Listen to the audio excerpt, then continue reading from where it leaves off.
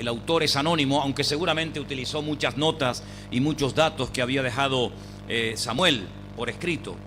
Los libros abarcan desde el año 1140 hasta el año 1015 antes de Cristo. Así que tenemos una joya de la literatura en nuestras manos. Tenemos un libro que tiene más de 3000 años de historia, imagínense ustedes. Ahora, hay tantas cosas que cuando comencé a estudiar Primera de Samuel me llamaron tanto la atención. Fíjate, el libro comienza con un nacimiento y termina con una muerte. A mí eso particularmente me llamó la atención. Primera de Samuel comienza hablándonos del nacimiento de un joven, de un niño llamado Samuel. Shemuel es su nombre, oído por Dios, o el que Dios oye.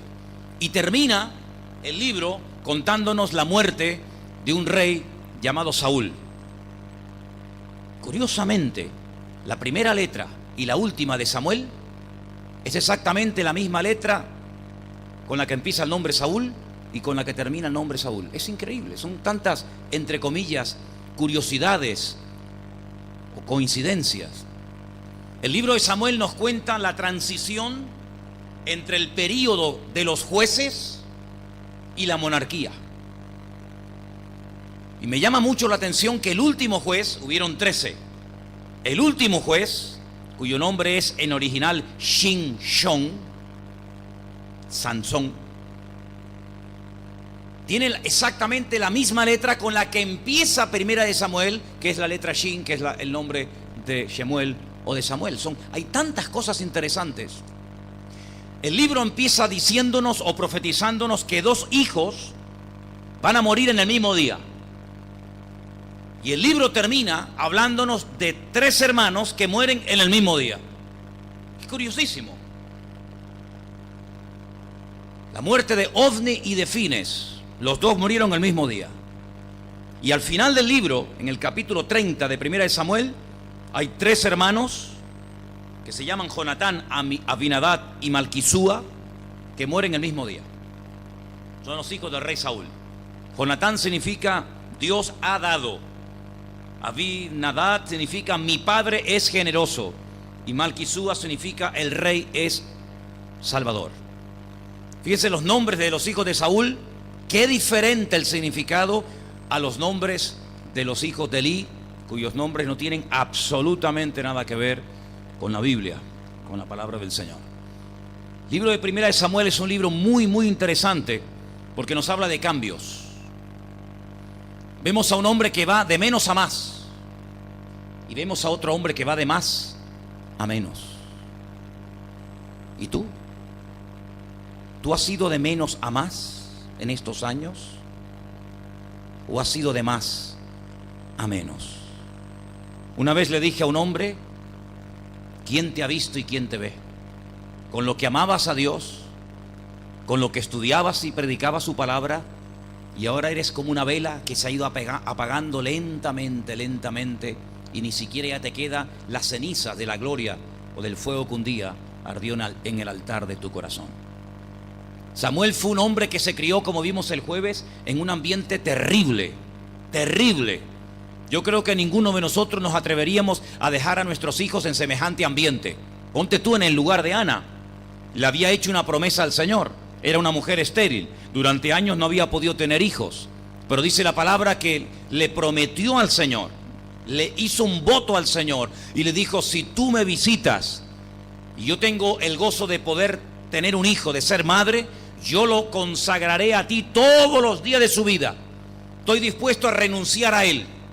Estoy dispuesto a dártelo para que sea tu siervo el día de mañana. Y así fue. Dice la Biblia que tan pronto el niño fue destetado, no sé a qué edad se puede terminar de destetar a un niño, pero en aquellos tiempos hasta los 12 y 13 años los niños todavía estaban enganchados a las tetas de su madre. Pues dice la Biblia que tan pronto fue destetado, lo llevó, no al templo porque no existía templo, pero sí había una carpa, una especie de tabernáculo que se había puesto en Silo, y dice que allí lo entregó para que el sacerdote Elí le enseñara y le ministrara. Y cada año su madre viajaba con ropa nueva, porque lógicamente el niño crecía. Dice que era el tiempo en el que la madre Ana veía a su hijo y hasta el año siguiente no volvía a verlo. Y vemos que no lo dejó en un ambiente de espiritualidad, de amor a Dios, de oración. No, todo lo contrario. Los hijos del sacerdote Elí eran hombres perversos. Dice que llegaron a tener relaciones sexuales con mujeres dentro del mismo lugar de culto, allí mismo, delante de todo el mundo. Dice, grande era el pecado de los hijos de Elí. Y allí se crió Samuel. Pero vimos esta semana, el día jueves, algo increíble. Cómo en un ambiente horrible, en un ambiente de inmoralidad sexual, en un ambiente de pecado, de desorden, de rebeldía, nace un muchacho que marca una diferencia durante 40 años de la historia del pueblo de Israel. Y curiosamente, vemos que de un ambiente malo sale una bendición de hombre como fue Samuel. Y luego vemos que en la vida de Samuel, en un hogar donde se oraba, donde la palabra de Dios era la base, donde era un hombre ejemplar, salen hijos que son un auténtico desastre. Y uno se da cuenta de que sí, el ambiente pues ejerce una influencia tremenda en la vida de los hombres, pero en el fondo los hijos, tarde o temprano, por muy malo que haya sido el ambiente en el que se hayan criado, o muy bueno y santo, tarde o temprano toman su camino y toman sus propias decisiones. Y eso lo podemos ver clarísimamente en el libro sobre todo de Primera de Samuel. Ya sé que hay un personaje que al fin y al cabo después es el que destaca y marca una diferencia, que es David, pero en esta tarde no quiero hablar de él. Pero fijaros qué interesante, hermanos. Estuve pensando, ¿qué diferencias hay entre Samuel y Saúl? Los dos estaban ungidos, uno para ser rey, otro para ser un sacerdote o un profeta y siervo de Dios. ¿Qué diferencias hay entre uno y otro? Hay muchísimas. Voy a compartir con ustedes algunas. Quiero llevarles, por ejemplo, a 1 Samuel capítulo 3, del 19 al 20. Presten atención. 1 Samuel 3, del 19 al 20. Dice así la palabra: Samuel creció, el Señor estaba con él y no dejó caer a tierra ninguna de sus palabras. Evidentemente esto es una expresión, es un hebraísmo. La palabra de Dios no es que se caiga al suelo, es una forma de dar a entender el valor que él le daba a la palabra. Dice, todo Israel, desde Dan hasta Beersheba, desde el norte hasta el sur, conoció que Samuel era un fiel profeta del Señor. ¿Cuántos dicen amén? Así era este muchacho, así era Samuel. Crecía, pero no solamente crecía por fuera. Ya vemos que su madre le llevaba una túnica cada año, pero también crecía internamente, su relación con Dios, su espiritualidad. Crecía por fuera y crecía por dentro. Lo mismo cuentan los evangelios de Cristo también, ¿verdad? Fue una persona fiel que no dejaba caer a tierra ni una sola palabra del Señor. Así era él. Veamos cómo era Saúl. Vamos a 1 Samuel, capítulo 15, versículos del 10 en adelante. Podríamos leer todo el capítulo, pero vamos a cortar un poco la lectura. 1 Samuel, capítulo 15, 10 y 11. Vino palabra de Dios a Samuel diciendo, escucha esto. 1 Samuel 15, 11. Me pesa. Es Dios hablando, me pesa haber puesto por rey a Saúl. Como diciendo, a mala hora lo puse. A mala hora puse yo a este hombre ahí. Porque se ha vuelto en pos de mí. Y Dios no está exagerando. Dios está diciendo exactamente cuál era el verdadero problema de este personaje. Se ha vuelto en pos de mí. No ha cumplido mis palabras. Y se apesadumbró Samuel y clamó al Señor toda aquella noche. Pero este problema, esta actitud, no se solucionaba con oración. Algunos piensan que con oración se arregla todo. Y no es así, hermanos. Toda la noche estuvo orando Samuel por Saúl. Y al día siguiente Saúl estaba igual o peor. ¿Sabéis por qué? Porque cuando uno no quiere cambiar, ya puede venir San Pablo bendito en persona a predicar la palabra. Ya puedes ver milagros, señales y prodigios. Ya puedes oír el evangelio durante todos los días de tu vida, que si tú te has posicionado y no quieres cambiar, el Señor va a respetar, aunque estés equivocado, tu equivocada decisión. Fíjate la diferencia. Samuel no dejaba caer a tierra ni una sola palabra de Dios. Saúl dice que no valoraba, no estimaba la palabra del Señor. Y fíjate lo que dice en el versículo 22. Seguimos en el 15, versículo 22. Samuel dijo: ¿se complace el Señor tanto en holocaustos y en víctimas como en que se obedezca a las palabras de Dios? Algunos están dispuestos a hacer sacrificios. Y el Señor dice: ¿y yo cuándo te he pedido a ti sacrificios? ¿Qué es más importante, los sacrificios que podamos hacer para Dios o que verdaderamente se le obedezca? Pues aquí está diciendo el Señor que más importante que los sacrificios es que se obedezca a su palabra.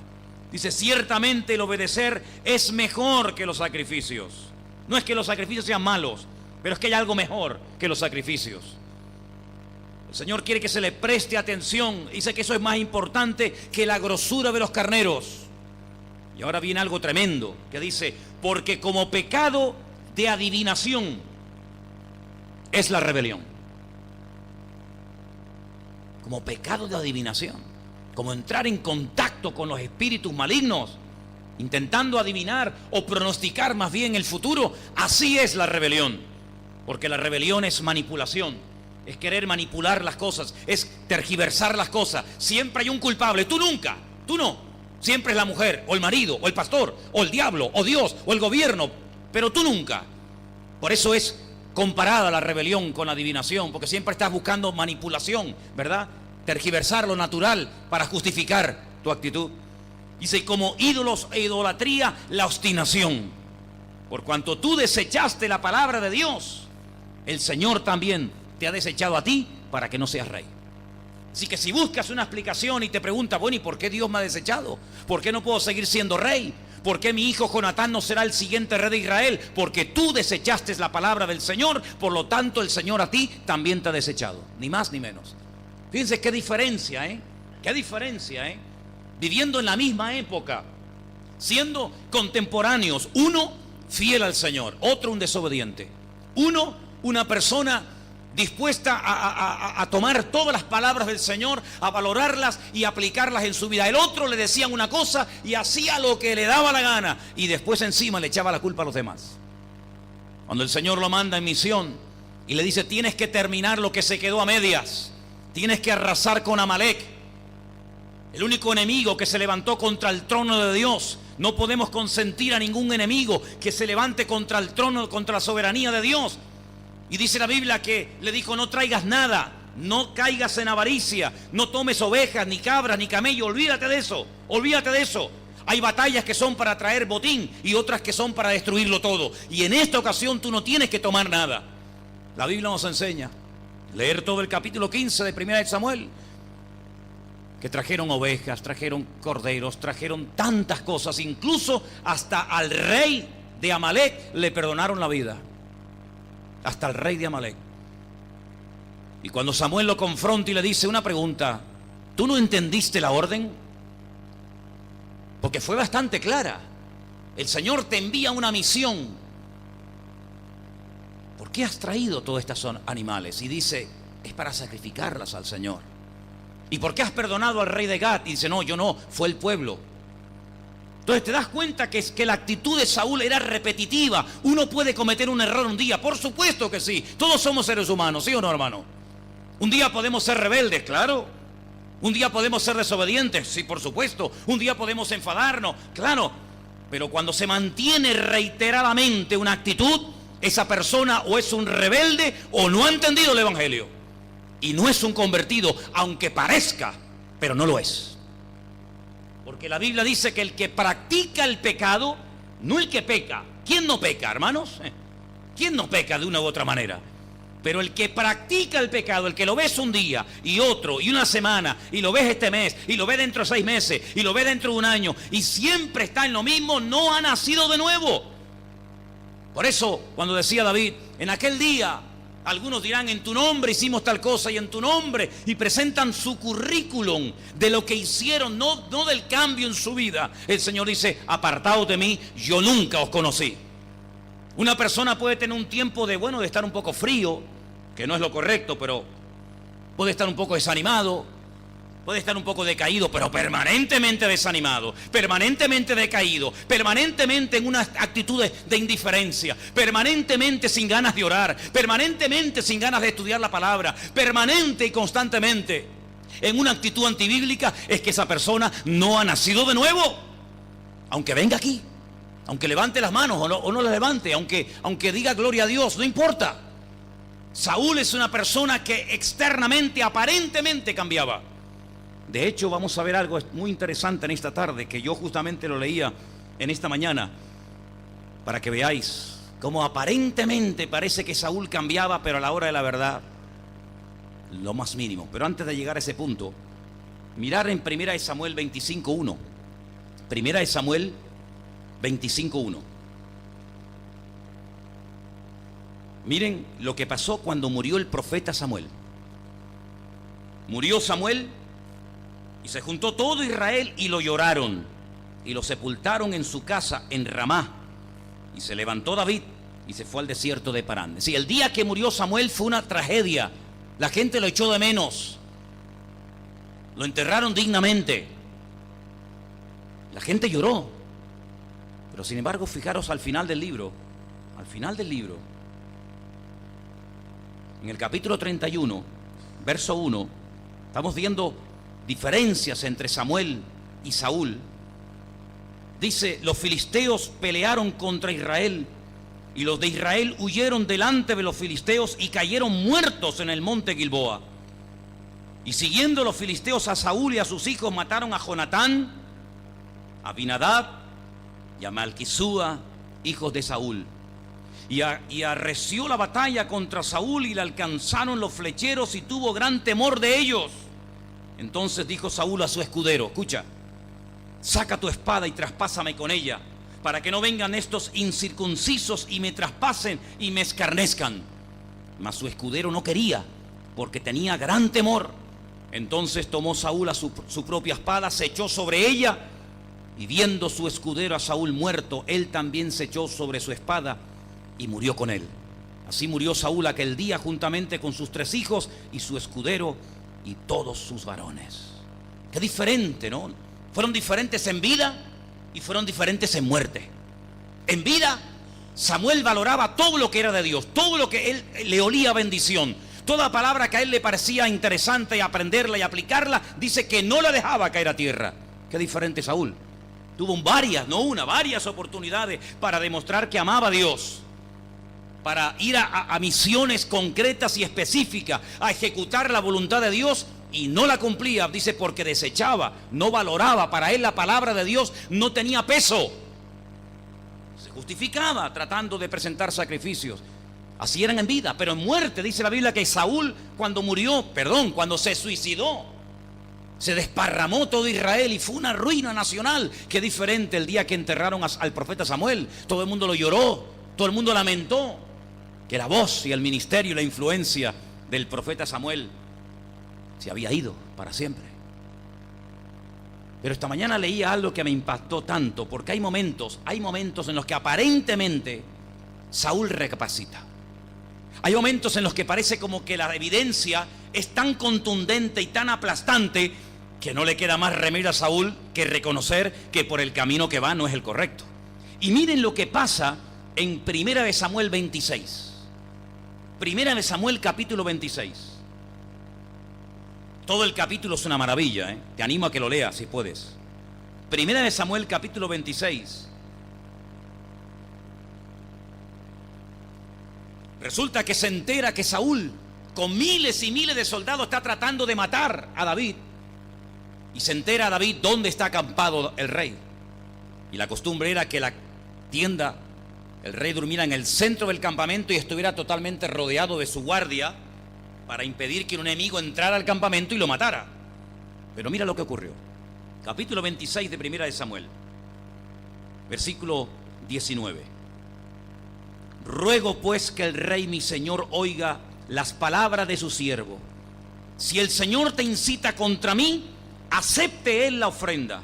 Mas si fueren hijos de hombres, malditos sean ellos en presencia del Señor, porque me han arrojado hoy para que no tenga parte en la heredad del Señor, diciendo: ve y sirve a dioses ajenos. David se mete por el campamento, llega hasta la misma tienda de campaña donde el rey Saúl está, le quita la lanza. Uno de los que le acompañan le dice: Dios te lo ha puesto delante de ti, levántate contra él y mátalo. Nadie se ha enterado, todos están durmiendo. Y David dice: no, que me libre el Señor de levantar la mano contra este hombre. Dios lo puso, que Dios lo quite, pero yo no. Entonces dice en el versículo 20, palabras de David: no caiga pues ahora sangre en tierra delante del Señor, porque ha salido el rey de Israel a buscar a una pulga, así como quien persigue una perdiz por los montes. Es decir, cuando David se va y se sube a lo alto de una montaña y empieza a gritar: Abner, Abner, tú no eres el soldado, tú no eres el encargado de cuidar personalmente de la vida del rey. Mira lo que tengo en la mano, la lanza del rey. Lo podía haber clavado allí mismo, lo podía haber matado. Has sido un negligente, te has quedado dormido, no has cumplido con tu deber, con tu obligación. Cuando Saúl ve que mientras dormía David podía haberle cortado el cuello, mira lo que dice, versículo 21. Entonces dijo Saúl: he pecado. Vuélvete, hijo mío David, que ningún mal te haré más, porque mi vida ha sido estimada preciosa hoy a tus ojos. He aquí, yo he hecho neciamente y he errado en gran manera. Oye, aquí hay un reconocimiento, ¿eh? El hombre reconoce que ha pecado, que está perdiendo el tiempo persiguiendo a un enemigo que no es su enemigo. Es más, David estaba casado con su hija, era su yerno. En vez de perseguir a los filisteos, en vez de ocuparse de lo que tiene que ocuparse, está perdiendo tiempo y dinero y está quemando al pueblo y a los soldados, llevándolo de un lugar a otro detrás de un hombre que, si alguien respetaba y amaba al rey, ese era David. Y Saúl reconoce que se ha equivocado. Dice: yo he pecado. Pero si leemos un poquito más adelante, en el versículo 25, Saúl le dice a David: bendito eres tú, hijo mío David, sin duda emprenderás tú cosas grandes y prevalecerás. Entonces David se fue por su camino y Saúl se volvió a su lugar. ¿Y a dónde se fue David? A vivir con los filisteos. Y dice en el versículo 27:7 que estuvo 1 año y 4 meses viviendo con los filisteos. Le ofrecía más seguridad y más paz vivir con el enemigo que vivir con su suegro, con el rey Saúl en Israel. Pero esta no es la primera vez que Saúl dice: ay, perdóname, me equivoqué. Tú me podías haber cortado la cabeza, tú me podías haber matado, y reconozco que me equivoqué. No, pero es que hay más. No es la primera vez. Por eso la segunda vez es más fácil pecar que la primera. Cuando tú caes en un pecado, cuando tú traspasas una línea, la segunda vez es más fácil, y la tercera ni te cuento, y a la cuarta te acostumbras. La difícil es la primera vez, el temor: lo hago, no lo hago, me ven, no lo ven, me pilla, no me pilla, y qué verá, dice Dios, y estoy nervioso. Pero cuando cruzas esa línea, ya te acostumbras, te arrepientes el viernes y pecas otra vez al día siguiente. Es así. Un día estaba Saúl solo en una cueva. Dice en la Reina Valera, en la versión así nuestra, cubriéndose sus pies. Eso es un hebraísmo. Estaba haciendo sus necesidades, el momento más vulnerable y humillante. Y David justamente estaba dentro de la cueva, donde acaba de ver entrar por la cueva al rey Saúl. Está con sus soldados y los soldados le dicen: ahí lo tiene, Dios te lo puso delante, no tienes ni que ir a buscarlo, levántate y mátalo. Y David dice que se levanta sigilosamente, saca un cuchillo y le corta el borde de su manto. Y cuando Saúl se va, David comienza a gritar: rey mío, Saúl, mira. Y le enseña así un trozo de tela y le dice: ¿sabes lo que es esto? Mírate el manto, te lo he cortado. Así te podía haber rebanado el cuello, pero te he vuelto a perdonar por segunda vez la vida, porque yo no tengo nada contra ti. líbreme Dios de levantar mi mano contra ti. Y otra vez Saúl aparentemente se arrepiente, aparentemente se humilla y le pide perdón a David. Pero una cosa es reconocer por fuera y hablar palabras bonitas, y otra cosa verdaderamente es llevar ese arrepentimiento y ese reconocimiento a un cambio interior y a un cambio genuino de vida. ¿Cuántos dicen amén? David nunca olvidó que le cortó el borde de las vestiduras a Saúl. Probablemente por eso cuando era mayor le ponían muchas mantas y muchos mantos. Y dice que no entraba en calor, siempre tenía frío. Para que recordara que un día le cortó el manto al rey Saúl. Y eso dice que le trajo dolor y le trajo tristeza a David durante toda su vida, el haber hecho esa acción, ¿verdad? Israel tenía dos grandes enemigos en la época del rey Saúl, en la época de Samuel. Uno externo y uno interno. Y saben, hermano, lo que veo en el libro y observando la vida de la gente, que a veces es mucho más fácil enfrentarte con tus enemigos externos, con tus problemas externos, que con los verdaderos problemas que tú tienes. El enemigo externo en aquel tiempo se llamaba filisteos. Los filisteos eran terribles. Habían venido de una isla y se habían afincado en toda la costa mediterránea del país. Dominaban toda la costa, todo el comercio que entraba y salía, ellos lo controlaban.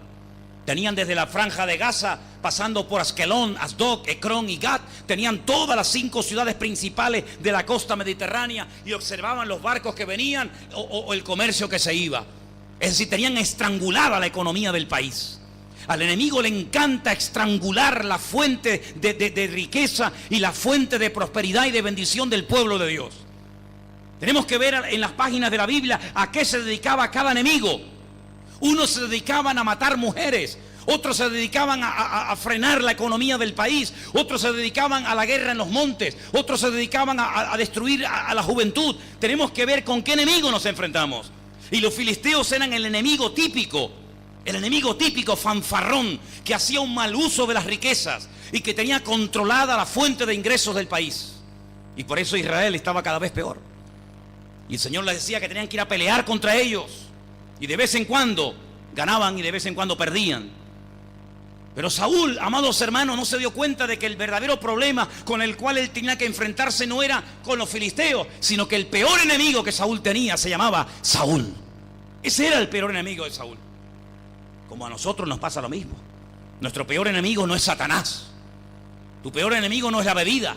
Tu peor enemigo no es la droga. Tu peor enemigo no es el orgullo. Tu primer y mayor enemigo eres tú mismo.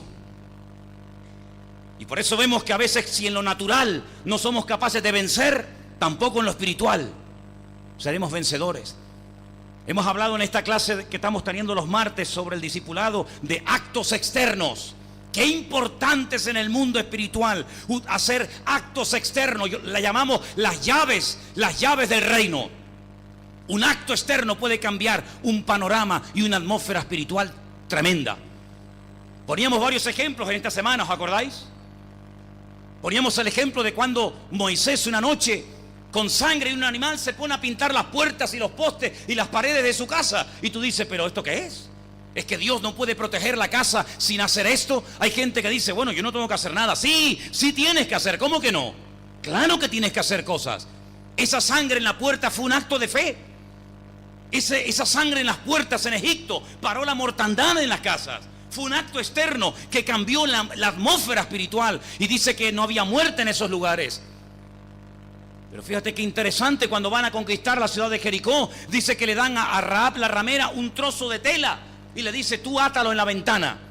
Y ese acto de atar ese cordón, ese trapo en la ventana, fue un acto público, fue un acto de fe que protegió su vida y toda esa casa, los que estaban dentro. Porque dice que ella vivía entre muro y muro. Había un círculo concéntrico, un muro exterior y un muro interior, y entre muro y muro Rahab vivía. Y dice que las murallas cayeron de arriba abajo, tanto la externa como la interna, pero la casa de Rahab permaneció. ¿Por qué? Porque desde el día que se jugó, desde el día que se hizo ese acto externo y puso ese trapo en la ventana, Dios protegió esa casa de una forma sobrenatural. ¿Cómo no va a ser importante que levante las manos en un culto, hombre? ¿Cómo no va a ser importante? Entonces, ¿por qué lo dice el Señor en la palabra? ¿Por qué dice el Señor, levantad mano santa, sin ira y sin contienda? ¿Por qué lo dice la Biblia? ¿Cómo no va a ser importante danzar en la casa de Dios? ¿Cómo no va a ser importante tocar las palmas? ¿Cómo no va a ser importante dar gloria a Dios en la iglesia? ¿Quién ha dicho que no es importante? En esta iglesia es muy importante expresar nuestra alabanza y nuestra devoción al Señor. Esto no es un cementerio. Esta es la casa del Dios vivo. Y aquí alabamos, danzamos, hablamos en lengua, aplaudimos, hacemos lo que haga falta. ¿Por qué? Porque para nosotros es un orgullo y un acto externo el poder alabar al Señor. Habéis oído hace poco, por eso cerraron la puerta de la iglesia. El gol, ¿se oyó el gol, sí o no? No estamos allí, estamos aquí en la iglesia. Pero los de allí han hecho algo externo que se ha notado en la iglesia. ¿Cuándo será el día cuando en el estadio Eliodoro Rodríguez López diga la gente, pero ¿de dónde viene ese ruido?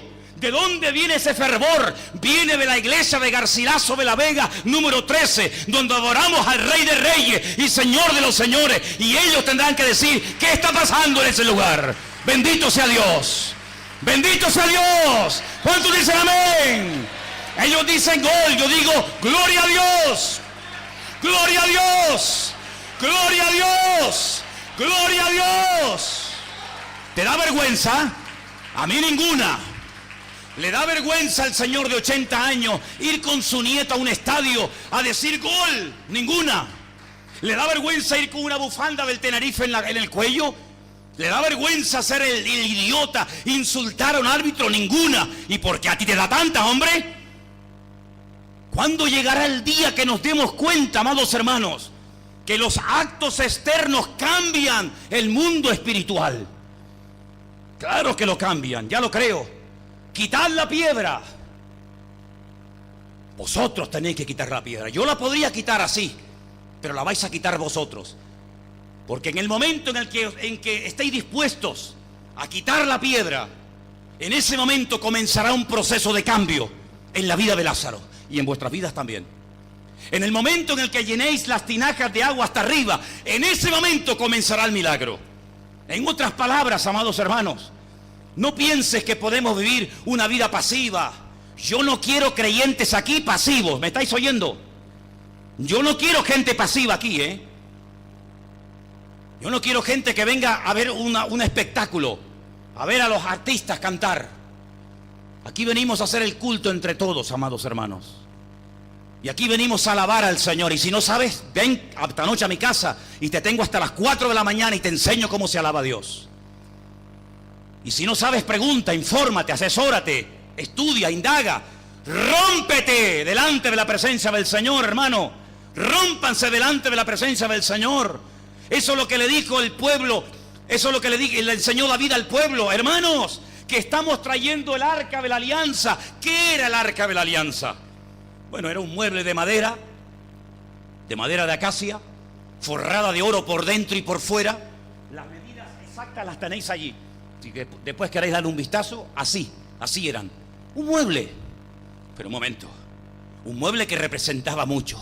Y en el libro de Samuel, David, cuando sube al trono, lo primero que pregunta es, ¿dónde está el arca de la alianza del Señor? Y le dicen, ¿dónde está? Pues hace 40 años que no sabemos nada de ella. Así nos va. Así nos va. Guerras perdidas. El pueblo en la ruina total. La gente amargada, frustrada, entristecida. Van a la guerra con miedo. Prefieren irse a vivir a una cueva llamada la famosa cueva de Adulán que ir a la guerra con el rey Saúl.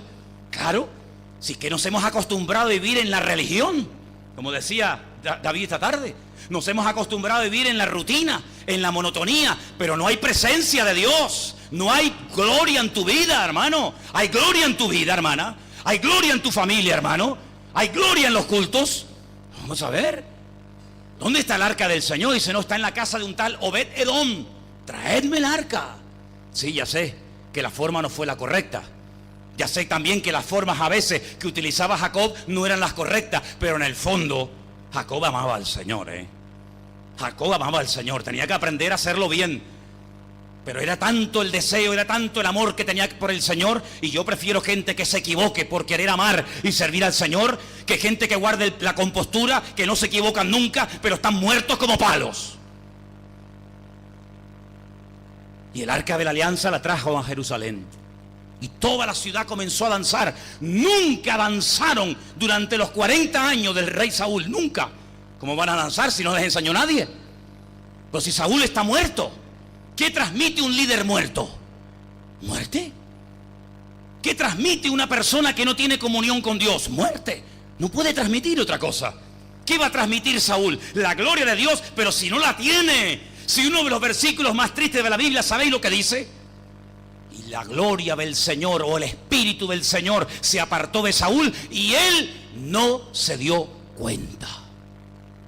Ah, que si tú pierdes el coche esta noche te vuelves loco. Imagínate, sales a la calle, te vas a donde dejaste el coche y no lo encuentras. ¿Qué harías? Ah, no pasa nada. Nos vamos caminando a casa. Eso no te lo crees ni tú. O llegas esta noche a casa y te encuentras que la casa está saqueada, han robado la nevera, el televisor, el lavavajilla, el microondas, la silla, las mesas. Te vuelves loco. Pues ¿cómo Saúl se acostumbró a vivir sin la presencia del Señor? Es que a todo se acostumbra uno en la vida, hermano. A todo se acostumbra uno. A vivir en la carne. Los corintios vivían en la carne, para ellos era normal vivir en la carne. Pablo decía, carnales, niños en Cristo, que no habéis crecido, que no habéis madurado. Si Pablo no se lo dice, ellos ni se dan cuenta. El Señor entró en el templo de Jerusalén y dice, me habéis convertido mi casa de oración, me la habéis convertido en una cueva de ladrones. Y allí estaba Anás, allí estaba Caifás, allí estaba toda la curia, allí estaban todos los religiosos y nadie se sentía mal. Venga oveja, y venga camello, y venga bueyes, y venga animales. Y el Señor llega y nada más entrar dice, esto es una cueva de ladrones. Sin embargo, ellos se acostumbraron a vivir, pues eso, en una cueva de ladrones, creyendo que incluso de esa forma adoraban al Señor. No había alabanza, no había adoración. ¿A dónde se iban los que verdaderamente amaban al Señor? Leed la historia. ¿A dónde se iban? A Qumran, al desierto de Judea. Allí se metían en cuevas. Dice que los llamaron los esenios. Allí se metían en las cuevas. Allí comenzaron a escribir y a escribir la palabra, a orar, a ayunar, a buscar al Señor. ¿A Jerusalén para qué? Si allí no hay nada, está muerto. ¿A dónde se iba la gente enferma y necesitada en los tiempos de Jesús que vivían en Jerusalén? ¿A dónde se iban? ¿A dónde? Lo normal hubiera sido ir al templo, ¿sí o no? No iba nadie. No iba nadie. ¿A dónde se iban los enfermos? Los cojos, los ciegos, los mudos, los paralíticos. ¿A dónde se iban? A un estanque. ¿Cuál? El de Betesda. ¿Y por qué se iban a un estanque? Si Dios dice que vivía en el templo, no en un estanque, no. Pero es que la gente decía, oye, que alguien me contó que un ángel de vez en cuando baja, mueve el agua y el primero que se mete, el primero, el segundo ya no. Fíjate tú qué discriminación. El primero que se mete queda sanado. Y allí se iban multitudes, cojos, paralíticos. Allí se iban a esperar nada. Y eso es lo que pasa hoy en día. Cuando la iglesia verdadera, cuando los hijos de Dios no le ofrecen al mundo un Cristo vivo, glorioso, resucitado. ¿A dónde se va la gente? Al curandero, al mago, al astrólogo, al adivino, al parapsicólogo, al santero, al que le tira las cartas, le lee las manos, al horóscopo. ¿Por qué? Porque el ser humano está buscando, y donde él cree que puede encontrar solución a sus problemas, allí se va. Y por eso tuvo que ir Cristo al estanque de Betesda. Pero mira qué curioso, cuando llega al templo y lo limpia, ¿sí o no? ¿Os acordáis? Entró al templo de Dios, echó fuera a todos los golfos y sinvergüenzas que habían convertido la casa de Dios en un lugar de comercio. Ay, si el Señor bajara otra vez y empezara a sacar de los templos y empezara a sacar de tantas actividades y cosas que se hacen supuestamente en su nombre. Y al último que alaban y adoran es al Señor. Primero se levantan ellos, después ellos y después también ellos. Cuando el Señor limpia el templo y saca toda esa basura afuera y vuelca las mesas y saca todo a la calle, Él dice, esta casa será llamada casa de oración para todas las naciones. ¿Qué pasó? ¿Todo sigue igual? No. Cuando una persona tiene un encuentro con Cristo no puede seguir igual, porque si sigue igual es que no ha tenido un encuentro con Cristo. Amén, hermanos. Si sigue igual es que no ha cambiado. Y si no ha cambiado es porque no se ha encontrado con el Señor. Ni más ni menos. Dice que empiezan a venir la juventud. Antes no iba nadie. Empiezan a ir los jóvenes y comienzan a decir: Hosana, Baruch haba Beshem Adonai, bendito el que viene en el nombre del Señor. Y los religiosos, que no soportan el ruido, que no soportan el perder la compostura, le decían: callado, callado, silencio, no diga eso. Jesús, reprende a tus discípulos. Y le dice: si estos se callan, las piedras me alabarían. Cállate tú si quieres, pero no impidas la alabanza y la alegría en la casa de Dios. Quieres vivir como muerto, vivir tú, pero no transmitas a mi pueblo eso. Se corre la voz, comienzan a venir cojos, mudos y paralíticos del estanque de Bethesda, y la casa de Dios se llenó hasta arriba. Lean los evangelios, no les miento. Se llenó de enfermos y dice que eran sanados, eran liberados los endemoniados. ¿Por qué? Porque cuando la casa está limpia y cuando hay santidad, las cosas cambian. Cuando las cosas no cambian, no es por culpa de Dios, es porque tú estás muerto. Aunque tienes nombre de que vives, le dijo el Señor a una iglesia: ustedes están muertos. Así que, amados hermanos, vemos en el libro de Samuel una tragedia. Un hombre que fue elegido rey, el primero. Un hombre que dice la Biblia que tenía Samuel 24 horas al día a su entera disposición. Le daba lo mismo. Un hombre que fue ungido con ese aceite fresco para que pudiera ser un hombre de Dios. Lo tiró todo por la borda. Todo lo tiró por la borda. Todo. Y terminó ¿cómo? Quitándose la vida. Amargado. Más solo que la una. Más solo que la una. Y lamentablemente ese día, cuando él cayó, los que estaban con él también cayeron. Y cuando le llega la noticia a David, y esto me llama poderosamente la atención, David se rasga las vestiduras, porque David verdaderamente amaba y respetaba a Saúl, y sobre todo a su amigo Jonatán. Había hecho un pacto con él, y comienza a llorar, y comienza a decir cosas tremendas. Quiero leerlas, por favor. Estamos en 2 de Samuel, capítulo 1. Le llega la noticia a David y dice en el capítulo 1, verso 19. 2 de Samuel 1:19. Ha perecido la gloria de Israel sobre tus alturas. Cómo han caído los valientes. Y ahora dice algo tremendo. Tremendo. No lo anunciéis en Gad. No digáis nada. Gad, ¿qué es Gad? Donde vivían los filisteos. ¿No te acuerdas de dónde era? ¿De dónde era Goliat? ¿De dónde era? Era Gad. De filisteo, de Gad. No lo digáis en Gad. No deis las nuevas en las plazas de Ascalón. ¿Qué es Ascalón? Otra ciudad filistea. No digáis nada.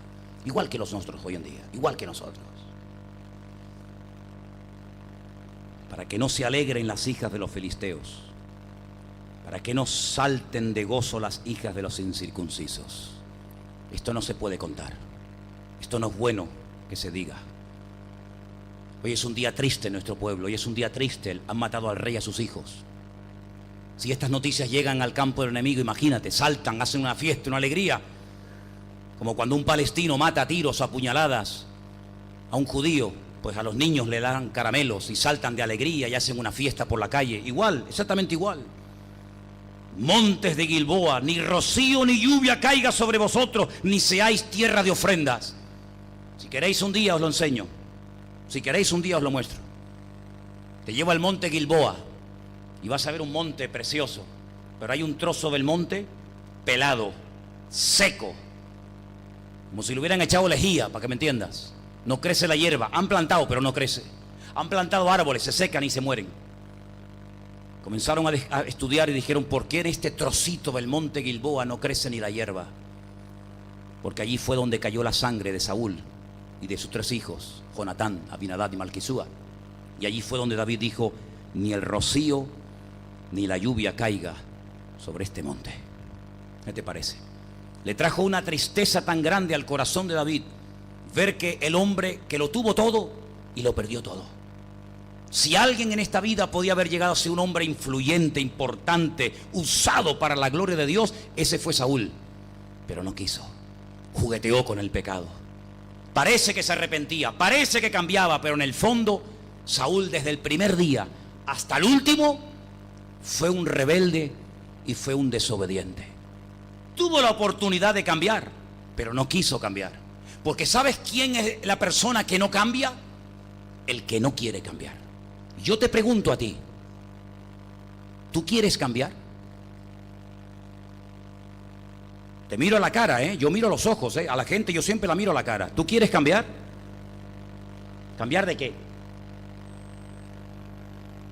¿Quieres cambiar? ¿Quieres ser un cristiano espiritual sirviendo al Señor? Nada materialista, nada egoísta, nada celoso, nada orgulloso. ¿Quieres sí o no? Tú verás, porque si no quieres aquí, no sé qué haces aquí. Aquí se viene a cambiar, amén, hermanos. Aquí se viene a cambiar. Aquí entramos de una manera y queremos salir de otra. Aquí venimos a que Dios trabaje con nuestra vida, nos forme, nos forje. Ya lo he dicho 1000 veces, en esta calle hay 2 cosas muy importantes. Una guardería de niños en la esquina que se llama Heidi. Mira que le hago por publicidad a la guardería esta, Y una iglesia aquí en el centro. Los niños allí a la esquina. Los que quieren cambiar aquí. Y los que quieren perder el tiempo aquí al lado, al bar, a perder el tiempo. Tú decides dónde vas a ir. Amados, Dios le dio al hombre un regalo precioso que se llama libre albedrío. Y con el libre albedrío decidimos qué tipo de vida vamos a vivir. Cuando no reconocemos el potencial interior que tenemos, desperdiciamos nuestra vida por caminos equivocados. Pero cuando llega un momento en el que en una iglesia como esta o en cualquier otra te confrontan, te hablan de la palabra y te dicen, tú si quieres puedes cambiar, no por ti mismo, sino con el poder de Dios, porque Dios te ha dado la capacidad, porque su Espíritu Santo es todopoderoso, porque la palabra es viva y eficaz, etcétera, etcétera. Tú ahora puedes decidir qué tipo de vida vas a vivir. Hombres en la iglesia, casados, ¿cómo queréis que sean vuestros hogares? Tú decides cómo va a ser. Tú eres la cabeza. Por ti entra o no la bendición de Dios. ¿Tú quieres que tu mujer sea espiritual? Sé tú primero espiritual. ¿Tú quieres que tus hijos amen a Dios? Ámalo tú primero. ¿Tú quieres abrir la puerta y encontrarte a tus hijos leyendo la Biblia? Léela tú primero. ¿Tú quieres ver que tu hogar es un lugar de paz y de bendición? Pues siembra primero. Y el que siembra tarde o temprano siempre segará. Bendito sea Dios. Aunque parezca que el enemigo, olvídate de eso. Instruye al niño en su camino y aun cuando fuere viejo, no se apartará de ese camino. Esa es la paz y la tranquilidad que tenemos los padres. Pueden rebelarse, pueden marcharse, pueden insultar, pueden hacer lo que quieran. Tú haz tu parte. Y si tú verdaderamente has sembrado en él y has sembrado en ella, tú tranquilo. Pues si algún día va a venir aquí otra vez y lo vas a ver alabando al Señor y sirviendo al Señor, y a lo mejor te vas a quedar con la boca abierta de ver que mientras estábamos aquí el Señor estaba trabajando en él y en ella mucho mejor de lo que tú te puedes imaginar. ¿Cuántos dicen amén? Pero tú decides qué tipo de hogar quiero tener. Un hogar ahí, bueno, no pasa nada. Bueno, pues si tú quieres tener ese hogar, allá tú. ¿Qué tipo de marido tú quieres tener, hermanita? ¿Qué tipo de hombre tú quieres tener? Siembra en él. Lo que no puedes hacer es pedir lo que no das. Si no siembras no puedes cosechar. Tú tienes que sembrar. Es que me insulta, pues sigue sembrando. Parte de la semilla, cuando haces así, cae en el camino. Pero eso no significa de que no voy a seguir sembrando. ¿Qué tipo de padres quieres tener? Padres, ¿qué tipo de hijos queremos tener? ¿Qué tipo de iglesia queremos tener? ¿Qué tipo de pastor queréis tener? Podemos elegir. Dios nos ha dado a nosotros ese poder y esa capacidad de poder escoger. ¿Quieres ser un ladrón? ¿Quieres ser un amargado? ¿Quieres ser un drogata? ¿Quieres ser un alcohólico? ¿Quieres ser un amargado? Tú lo eliges. Pero tú puedes escoger hoy. El Señor dice, hoy puedes escoger el camino de la vida o el camino de la muerte. Yo te doy esa capacidad. Escoger el camino de la vida. En otras palabras, yo renuncio a la mediocridad. Yo renuncio a la indiferencia. Yo renuncio a la poca gracia, al poco deseo de amar a Dios. Renunciemos a eso. Y comencemos a trabajar en una línea, decir, no, yo voy a levantar cabeza, yo me voy a casar. Y voy a tener una buena mujer. Y yo voy a tener un buen marido. Y yo voy a tener unos hijos que amen al Señor. Tú tienes que trabajar. Porque no puedes estar ahí siempre en plan espectador, como si vinieras al cine. No, hijo. Los que sembraron con lágrimas, con regocijo, segarán. Y sabes una cosa, a mí me ha dado el Señor una alegría tremenda esta semana, pero tremenda. Mira que yo llevo años leyendo la Biblia. Yo tengo una Biblia que ya no la puedo ya ni abrir porque se me caen las hojas a pedazos. Y encontré en el libro de Samuel un personaje que me trajo tanto ánimo a mi corazón. Y es un personaje del cual yo en mi vida, mira lo que te digo, en mi vida he oído a nadie hablar de él. ¿Quién no ha oído un mensaje sobre Abraham? Lot, Daniel, Moisés, David, Jeremías. Pero Emán, no sé quién es. Pues yo el jueves hablé de él. Llegó primeramente a ser uno de los cantores más importantes que tuvo David al lado de él. Después llegó a ser un hombre que tocaba instrumentos que creó David para alabar a Dios de una forma increíble. Y llegó a ser un profeta en el palacio. Y yo pregunto, ¿y quién era este man? Recordad, Samuel tuvo 2 hijos, Joel y Abías. Emán era el nieto de Samuel, era el hijo de Joel. Joel, sí, no fue el hombre que Dios quería para su vida, pero ¿sabes qué? En la siguiente generación, lo que sembró con lágrimas y con sufrimiento y con dolor el profeta Samuel, lo comenzó a ver en su nieto. Y su nieto llegó a ser una de las personas más importantes. Era el encargado de toda la alabanza, de toda la adoración. Y dice que después, cuando Salomón construye el templo, le dice: tú, que eras fiel al Señor, alabándole con una arpa y alabándole en una carpa ahí en el desierto, tú que has sido fiel en lo poco, yo te pondré sobre lo mucho. Y dice que fue el encargado de la alabanza y de la adoración en el templo que Salomón construyó. ¿Qué te parece? Así que no estamos perdiendo el tiempo cuando ustedes oran, cuando ustedes leen la palabra, cuando ustedes se congregan. No estáis perdiendo el tiempo, estáis sembrando. ¿Para qué? Para que podáis ver resultados en vuestra vida. Porque Dios quiere que vivamos en paz, en victoria, con gozo, con pasión por las almas perdidas. No muertos, sino vivos, pero no de nombre, sino de verdad. Pero todo eso lleva un tiempo. Pues la pregunta es, ¿estamos dispuestos? ¿Estamos dispuestos como Samuel a decir: yo no voy a dejar perder ni una sola oportunidad? Mira, cuando Samuel era un niño, para que veáis, cuando Samuel era un niño, una noche oyó su nombre 2 veces. Yo te animo a que tú vayas por toda la Biblia y encuentres los lugares donde Dios a una persona lo llamó 2 veces por su propio nombre. ¿Te viene a la cabeza alguno? Yo te los puedo decir todos, pero no te los voy a decir. Los vas a buscar tú esta semana. Samuel se despierta, se va a la habitación del sacerdote Elí y le dice: dime, Señor, ¿me has llamado? Y el sacerdote, que lo había criado como un hijo, le dice: no, hijo, yo no te he llamado, ve y acuéstate. El niño se acuesta. Vuelve a oír por segunda vez, 2 veces su nombre: Samuel. Y vuelve otra vez a la pieza del sacerdote Elí. ¿Me has llamado? Dice: hijo, yo no te he llamado, relájate, tranquilo, yo no te he llamado. Dice: pero mira, la próxima vez, si oyes tu nombre así como tú me estás diciendo que te están llamando, en vez de venir aquí, qué bonita lección, dile al Señor: dime, Señor, he aquí que tu siervo oye. Y ya verás cómo son las cosas diferentes. Qué bonito, Si recurriéramos más al Señor y menos a los hombres, cuántas sorpresas agradables nos podríamos llevar en la vida, La tercera vez: Samuel. Y Samuel, el pequeñito, dijo: heme aquí, Señor, dime. Y le da una profecía, le da un mensaje profético impresionante para Elí y para sus hijos, que dice que al día siguiente no omitió ni una sola palabra del mensaje que había recibido de parte del Señor. ¿Qué aprendemos de esto? Dice la Biblia que en aquel tiempo escaseaba la palabra de Dios. En aquel tiempo había muchas cosas, pero no había mucho palabra de Dios. El sacerdote Elí nunca había oído la voz de su Dios. Y entonces, ¿a quién servía? ¿Cómo se puede servir a un Dios? ¿Cómo se puede cantar a un Dios que no se conoce? Es una incongruencia. Es como la iglesia de la Odisea. Cantaban, había comenzado el culto, pero el Señor no estaba en el culto. Dice: he aquí, yo estoy a la puerta y llamo. Si alguno oye mi voz y abre la puerta, entraré a él y cenaré con él y él conmigo. Y entonces, ¿a quién le cantaban?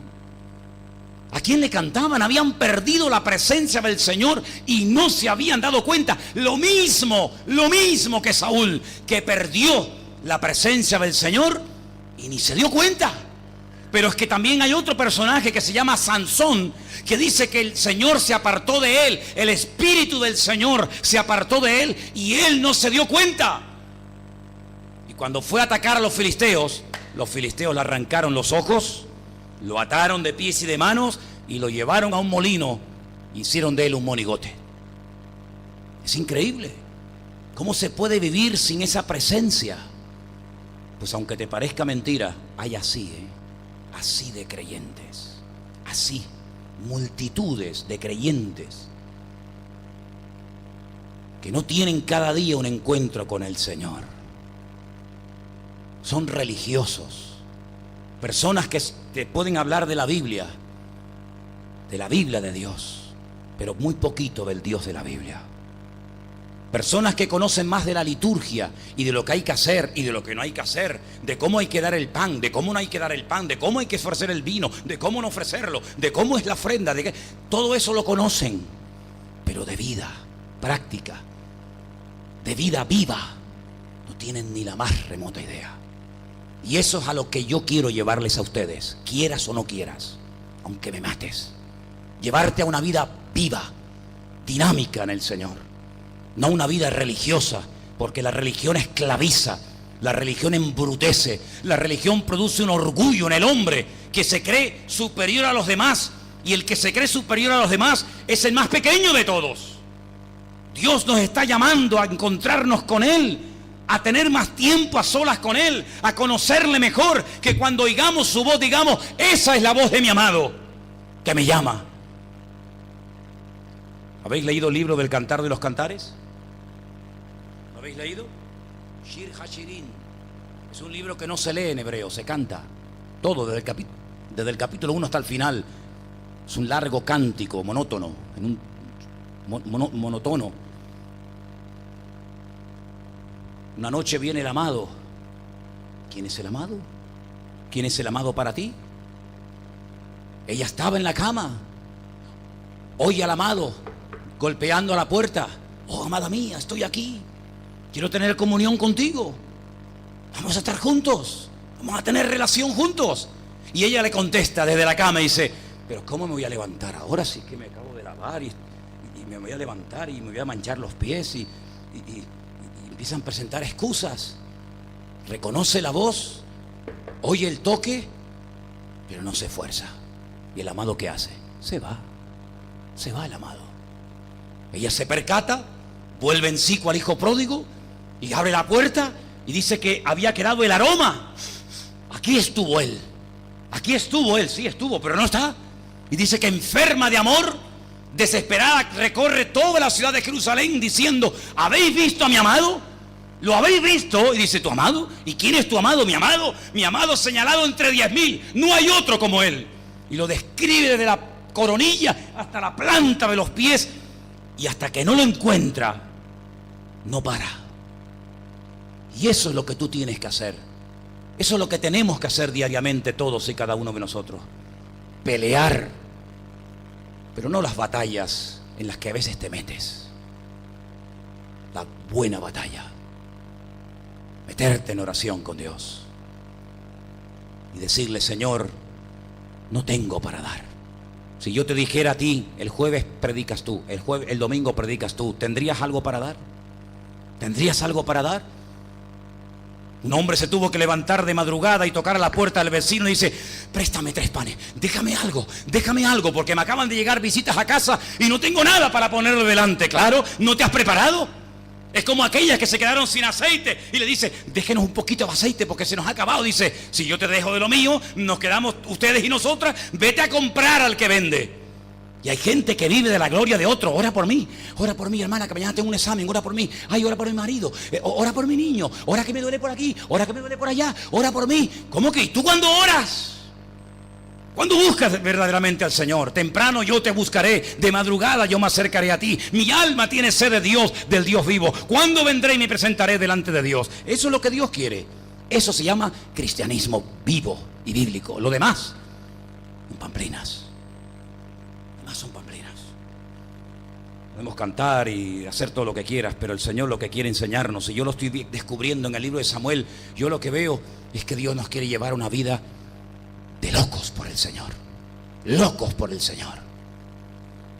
Cuando una persona está drogada, ¿tú lo notas? A lo mejor algunos no se dan cuenta, pero si yo le pido a alguno de los chicos, a Dino, a Juan Carlos, a algún chico del centro, digo, oye, ven para acá. ¿Este qué? Y me va a decir, Manolo, este está puesto hasta las orejas. ¿Por qué lo saben, amigo?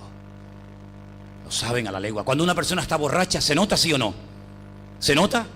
Es que te acercas un poco, hace... Algunos cuando me ven a mí se echan un paquete de chicle a la boca. ¿Eh? Se nota, amigo. Y cuando tú estás lleno de Dios, ¿se nota, sí o no se nota? Pues yo lo noto. Cuando uno está lleno de Dios y cuando uno está más vacío que una tinaja vieja. Y Dios quiere llenarnos a todos y a cada uno de nosotros. Yo podría estar hablando horas, pero al final me vais a matar. Al final hasta te vas a enfadar conmigo, porque te voy a dar caña hasta machacarte. Te voy a reventar a palos. Porque hasta que no te vea más espiritual que yo, no voy a parar. Te voy a hacer insoportable cada culto. Te voy a estar vigilando de noche y de día. Voy a ser la gotera continua en tu vida. Y te quiero ver orando, y te quiero ver predicando, y te quiero ver sirviendo a Dios. Y no voy a parar, te voy a reventar a WhatsApp todos los días. Porque con 54 años que tengo no puedo ya perder más tiempo en tonterías. Queremos una iglesia espiritual, queremos jóvenes que sean bombas, que sean fuego en esta isla, hermanos. Eso es lo que queremos. Salieron de Irak, llegaron a Siria, bajaron a Egipto, llegaron a Túnez, están a punto de entrar en Argelia, y de Argelia a Marruecos, y de Marruecos a España. Y se vuelve a repetir la historia que ya ocurrió. Mientras los cristianos estaban peleándose entre ellos y discutiendo, los otros estaban avanzando. Y cuando se dieron cuenta, ¡fum!, se les metió encima y los tuvieron 800 años ahí metidos. ¿Qué te parece, amigo? Es tiempo de pelear la buena batalla, es tiempo de buscar a Dios. No hay tiempo que perder, hay que buscar de Dios. Mujer, dile, no te veo orar. No te veo orar nunca. Ora. Es que déjame en paz. No te dejo en paz. Y si se enfada contigo por obligarle a orar, que se enfade. Que se enfade. Hija, ¿tú estás leyendo la Biblia, papá? ¿Otra vez lo mismo? Sí, otra vez lo mismo. Tú estás leyendo la Biblia, tú estás orando. Dale la tabarra a tus hijos, dale la tabarra a tu mujer, dale la paliza a tu marido. ¿No dice que lo amas? Pues el que amas te hará sufrir. ¿No dice la Biblia eso? Fieles son las heridas del que ama. Vigila de su vida. Ora por él, ora por ella. Hagan equipo, ciérrense ahí como una piña. Pero vamos a hacer de nuestras vidas verdaderamente fructíferas para la gloria del Señor. ¿Cuántos dicen amén? Este no es un mensajito para que aplaudáis, ¿eh? A mí no me interesa si aplaudís o no aplaudís. Si os gusta o no os gusta, yo paso olímpicamente esas movidas. Hay predicadores que les gusta, que les aplauda. Y el reverendo, el avión, el helicóptero. A mí me importa un pepino toda esa vaina. A mí lo que me interesa es que tú llegues a un punto en el que digas, yo voy a por todas en el Señor. Que sales de aquí despotricando y hablando de mí, si ya estoy acostumbrado. Si ya estoy acostumbrado. No tengo ningún problema. Si yo preguntara, a ver, ¿quién no me ha criticado de aquí? Pocos podrían levantar la mano. No tengo problema en eso. Eso va en el paquete, va incluido. Pero yo estoy aquí para hacer de ti un hombre y una mujer de Dios. Y yo les pido también a vosotros, Marcos, Anderson, Elena, Armando, hermanos, si me veis que aflojo, que ya no soy lo que era, que ya no ora, decía, Manolo, ¿qué pasa, Manolo? Tú que corrías la buena batalla, ahora te nos vas a quedar atrás. Darme caña, exigirme a mí también, hermanos. Y mutuamente nos vamos a apoyar para que podamos pasar el testigo y podamos poner esta tierra con la ayuda y con la bendición del Señor patas arriba, y que se note que los hijos del Señor están en este país. ¿Cuántos dicen amén? Cierra tus ojos, hermano, ahí donde estás si quieres. Vamos a orar. Vamos a orar. Vamos a pedirle al Señor en esta noche, Señor, haz de nosotros algo nuevo. Algo nuevo, Señor. renuévame la unción, renuévame el ministerio, renuévame en la alabanza, renuévame, Señor, renuévame. Como dice el cántico, ya no quiero ser igual, renuévame, Señor. Transforma mi vida, Señor, cada día. Domingo, cuando sea el domingo ese de resurrección, allí todos los cristianos en pie de guerra. Hay que venir de Buenavista, de Icó, de la Punta Beteno, da igual. Él vino del cielo. Si Él vino del cielo dejando la gloria, ¿cómo no voy a hacer yo un esfuerzo por mi Señor? Faltaría más. Hasta ahí podríamos llegar, hombre. Hasta ahí podríamos llegar. Queremos en esta noche decirle al Señor que haga de nosotros gente viva, gente eficaz en el reino. Queremos en esta noche decirle al Señor, enciéndeme con el fuego de tu altar. Solamente, escucha bien lo que te voy a decir, voy a ser muy claro para que no me malinterprete nadie. Solamente si vas en serio, solamente si te vas a esforzar y te vas a dejar de niñerías y te vas a dejar de mirar a derecha o a izquierda y te vas a dejar de ser tú el centro de atención, y solamente si vas en serio con el Señor y estás dispuesto a poner la mano en el arado y seguir adelante contra viento y marea, solamente si vas en serio con Dios, yo te voy a pedir que hagas un acto externo esta noche.